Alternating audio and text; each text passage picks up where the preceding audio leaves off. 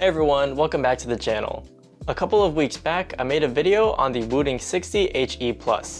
In that video, it was my first time trying a Hall effect keyboard and I learned about all its unique characteristics and benefits compared to traditional mechanical ones.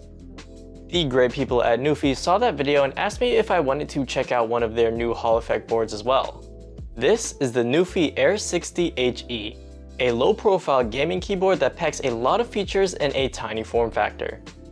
Full disclosure, NuPhy did send me this board for this video, but as always, all opinions will be my own. And they also gave me my own affiliate link and discount code, so if you're interested in this board, you can find all the links and details in the description. If you're new here, remember to subscribe and let's take a closer look at the NuPhy Air60 HE.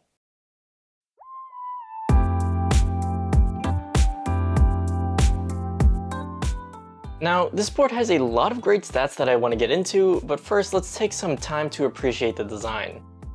The semi-aluminum case gives a minimalist silhouette on the desk.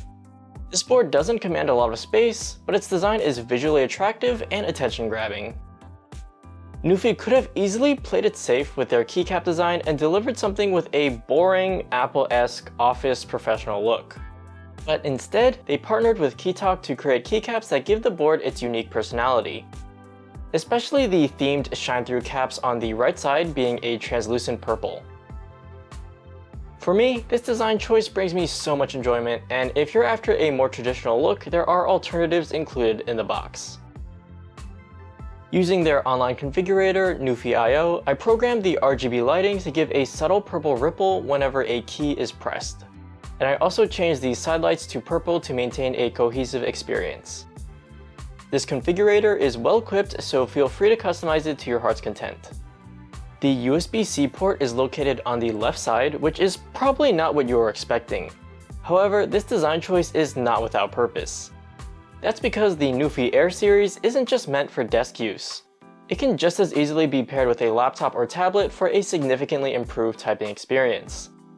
The port coming out of the left side is an elegant solution for such use cases.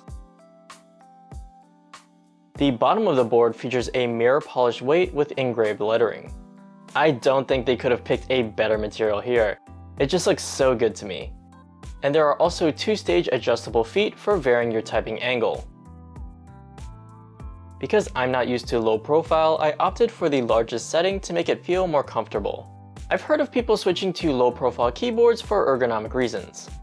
I think a lot of people have poor typing posture, myself included, which is why I would commonly use and recommend a wrist rest. Low-profile boards physically sit lower on the desk, which doesn't replace the need for a wrist rest, but it's kind of a middle ground between having and not having one. If you want better ergonomics and for some reason are absolutely against wrist rests, then a low-profile board is for you. And if you want to have your cake and eat it too, NuPhy does sell an optional wrist rest for this board as well. My major design complaint is the same one I had with the Wooting.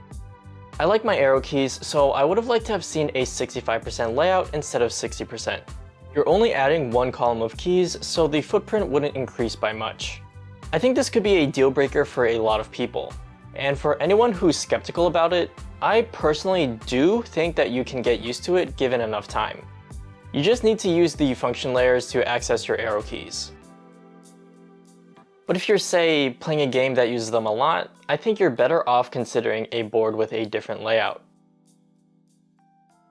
I think that the design alone is a great selling point for the Air60. It looks so good on a desk because it's not trying to do too much, but it's still interesting and attractive.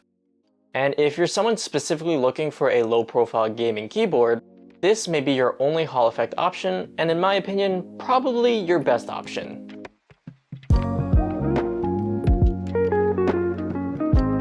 One of my biggest complaints when it came to the Wooting was the weak bottom-out feel from their Gateron X lacquer switches. This was due to the fact that they had an open bottom so that the magnet was exposed. The result of this design was a soft and muted typing feel, which I personally did not enjoy. Of course, remember, switch feel is entirely preference, it just wasn't for me. The NuPhy Air60 HE uses Gateron low-profile magnetic jade switches which have a radically different design. Instead of the magnet being located at the bottom of the stem, it is off-center where a traditional mechanical leaf would be. This solves the problem of the open bottom and gives the NuPhy an extremely familiar mechanical switch feel. Also, despite the fact that the switch is labeled as low profile, it still has a decent travel distance of 3.3 millimeters. Don't get me wrong, it's still considered short by conventional standards, but I've been using a lot of switches with a similar range. I think these switches that came with the NuPhy were excellent, unlike the ones from Wooting. Switches for both boards, and to my knowledge, every Hall effect keyboard, are hot swappable. However, I as a reviewer can only review these boards completely stock because that's how they're intended for consumers.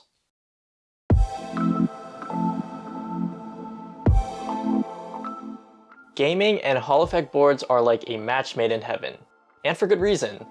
Hall effect boards come with a standard set of key features that differentiate them from mechanical boards. Because they operate by detecting the position of magnets in each switch, you can alter how the board responds to nuanced inputs. NuPhy advertises adjustable actuation, rapid trigger, hyper tap, and dynamic keystrokes. I'm not going to go over these features in depth in this video, but you can learn about them on the product page, which I'll leave linked below. All these can be accessed through the online configurator tool called NuPhy IO. As an aside, I like that keyboard companies are making these web tools because it saves you the hassle of downloading unwanted programs on your machine. Here you can edit actuation point, dead zones, and the rapid trigger too. On the side is a little graphic that shows you exactly what's changing in a visual and interactive way. I think that 0.5mm is the shortest usable actuation point, but feel free to set it higher or lower according to your preference. I like having rapid trigger on, and I think I left those settings default. In this tool you have access to all your other settings as well, such as key bindings and lighting effects. In-game performance is going to vary for every user and every game. Commonly, movement and FPS games are where you're going to feel the most advantage. I think that the responsiveness of Hall effect boards is nice, but it is not life-changing. Getting a Hall effect board won't make you a better gamer, but I find them to simply make gaming a little more fun. The NuPhy Air60 HE claims an 8K polling rate with sub 0.125 ms latency. These are kind of big numbers, but I just want to say I don't think most people are going to even really notice these during actual use. Of course, on paper these stats are amazing, but in practice it's hardly noticeable. That being said, gaming on the NuPhy still feels great. And the limitless configuration really ensures you can customize the board to meet your specific needs.